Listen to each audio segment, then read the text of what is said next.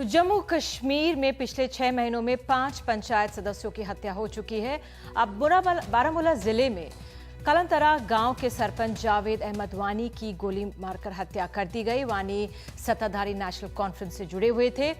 इन जनप्रतिनिधियों में अब डर एक तरह से बैठ गया और इस्तीफे बताया जा रहा है दिए गए। जम्मू कश्मीर में 2011 में 34,000 पंच सरपंच चुने गए।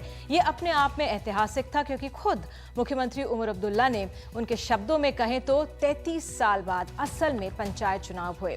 10 साल पहले 2001 में भी पंचायत चुनाव हुए थे, लेकिन उस दौरान कई इलाकों में चुनाव नहीं हो पाए थे। इससे पहले आपको बता दें 1977 से 78 में ही पूरे चुनाव हुए थे। लश्कर की धमकियों के बीच ये चुनाव हुए थे, लेकिन अब इन्हीं हत्याओं और धमकियों के कारण 750 पंचायत सदस्य इस्तीफा दे चुके हैं। पुलिस का कहना है कि आतंकियों के लिए ये सॉफ्ट टारगेट होते हैं। इससे आतंकी लोकतांत्रिक प्रक्रिया को डीरेल करने की कोशिश करते हैं। आपसी रंजिश के कारण भी कुछ हत्याएं हुई हैं। उमर अब्दुल्ला सरकार के लिए चुनौती खासी अहमियत ये रखती है, लेकिन इनकी मांगों की अनदेखी की जाती रही है। 5 अक्टूबर 2012 में राहुल गांधी ने भी इनसे मुलाकात की थी। वादे न पूरे किए जाने पर विरोध भी झेलना पड़ा था। तो सवाल हम बड़ी खबर में कुछ उठा रहे हैं। क्यों हो रही है जम्मू कश्मीर में सरपंचों की हत्या? क्या है सरपंचों की मांगे और क्यों राज्य सरकार इनकी मांगों को पूरा नहीं कर रही है? तो ये पूरा मामला है क्या, समझने के लिए, समझाने के लिए हमारे साथ खास मेहमान आज मौजूद हैं। महबूब बेग साहब सांसद नेशनल कॉन्फ्रेंस स्टूडियो में मौजूद हैं। सैफुद्दीन सोज वरिष्ठ सांसद हैं, कांग्रेस के हमारे साथ जुड़ गए हैं। भीम सिंह अध्यक्ष जम्मू कश्मीर पैंथर्स पार्टी, सुशील पंडित संपादक राजनाथ से हैं और गुरमीत सिंह सरपंच आरएसपुरा जम्मू से खुद हमारे साथ जुड़ चुके हैं। सबसे पहले महबूब बेग साहब आपसे, क्यों 6 महीनों में 6 इस तरह से सरपंच मारे गए? देखिए, जैसे आपने खुद कहा, ये बहुत अफसोसनाक है, इसमें कोई दो राय हो नहीं सकती हैं। मगर आपको समझना पड़ेगा, ये गवर्नमेंट के पीछे लग जाने से बेहतर ये है हम उन लोगों के पीछे लग जाएं जो ये माहौल बिगाड़ना चाहते हैं। मतलब देखिए, आप इश्यूज़ को मिक्सअप और कंफ्यूज मत कर लीजिए।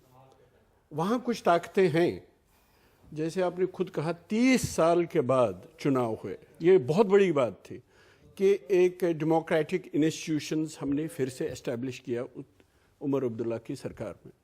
कुछ ताकतें हैं, जैसे मैंने कहा, वो नहीं चाहेंगी, उनका मुकाबला करना होगा और हम सबों को मिल के करना होगा जो जम्मू कश्मीर में अमन शांति देखना नहीं चाहते हैं। जहाँ तक उनको पावर्स दिए जाने की बात है, अब देख लीजिए, एक नया इंस्टीट्यूशन कायम हुआ है। ओवरनाइट ये सब कुछ हो नहीं सकता है, धीरे धीरे। और ऐसा भी नहीं है कि इस सिस्टम को, इन मेंबरों को इख्तियारात नहीं दिए गए, ऐसी बात नहीं है। बहुत से डिपार्टमेंट्स ऐसे हैं जो पहले एमएलएज के काम थे, जो पहले एमएलए जो इंस्टीट्यूशन था उनसे वो लेके इनको वो इख्तियारात दिए गए हैं। और जैसे मैंने कहा है, बहुत सी बातें ये जुड़ी हुई हैं। अब आप कहेंगे कि उसको इससे मत जोड़िए, अभी अफजल गुरु का ये हादसा हुआ, ये सब कनेक्टेड बातें हैं। ये तो पिछले 6 महीने से हुई हैं और ये जो आंकड़ा हमारे सामने आ रहा है वो फिलहाल काफी समय से चला रहा है। हाँ, तो ये हाल की किसी घटना से एकदम इसे जोड़ के हम अगर देखते हैं तो गुरमीत सिंह, एक सेकंड अगर आप मुझे प्लीज दे देती, वो भी मैं आपको उस सवाल का जवाब में देता। आऊंगी सर, ब्रीफली दूंगा, एक बार सबको ले लेते हैं, ब्रीफली दूंगा, वो कनेक्टेड है। आपके पास आ रही हूँ। गुरमीत सिंह, आप खुद एक सरपंच हैं। जिस तरह से अब कल एक सरपंच की हत्या की जाती है, जो सरपंच समुदाय है वहां पे, उनकी क्या सोच है? क्यों हो रही है हत्याएं? क्या आपको प्रोटेक्शन नहीं मिल रहा? क्योंकि मुझे जिस तरह से बताया गया, जो ये सरपंच साहब थे, इनको 2 PSOs मिले हुए थे। इनको 2 जगहें दी गई हैं जहां पर पूरा सिक्योर्ड एटमॉस्फेयर था इनके लिए, लेकिन ये बारामूला गए और वहां पे जब इनके साथ PSOs नहीं थे, जिनको लेके नहीं गए, तब इनकी हत्या की गई। 34,000 सरपंचों को एक तरह से सिक्योरिटी देना वो नामुमकिन है, लेकिन अगर दी भी गई, नहीं भी ले गई, ये अपने आप में बहुत अफसोसजनक है जिस तरह से हत्या हुई। आप लोगों की सोच क्या है?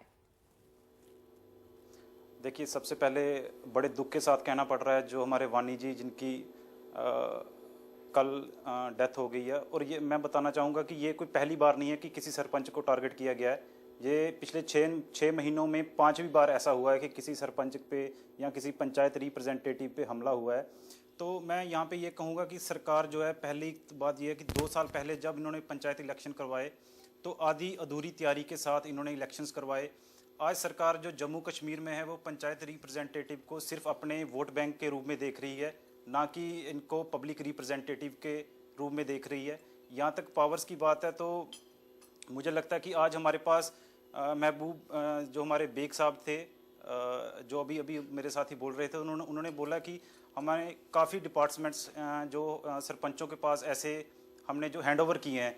लेकिन मैं यहाँ पे पूछना चाहूँगा कि कोई 3 डिपार्टमेंट के नाम बताएं मुझे जिन पे सरपंच का कंट्रोल है।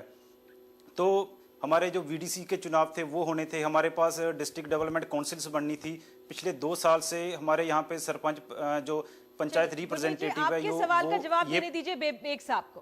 बेग साहब, देखिए 14 डिपार्टमेंट से जो ऑलरेडी इख्तियारात दिए गए हैं, और आपने उससे पहले भी सवाल उठाया था, इशू तो है। देखिए जैसे बहुत सारी कमिटीज़ बनी, इंटरलॉक्यूटर्स आए, वो फिर इम्प्लीमेंटेशन नहीं हुआ है। ये जो आप अभी मुझे कह रहे थे कि अफजल गुरु से ही नहीं हुआ, मैं इसलिए कहना चाह रही हूँ 14 डिपार्टमेंट्स हैं जिनके इख्तियारात जो इन लोगों की मांग है जमीन पर। सैफुद्दीन सोज साहब, आपको लाऊंगी।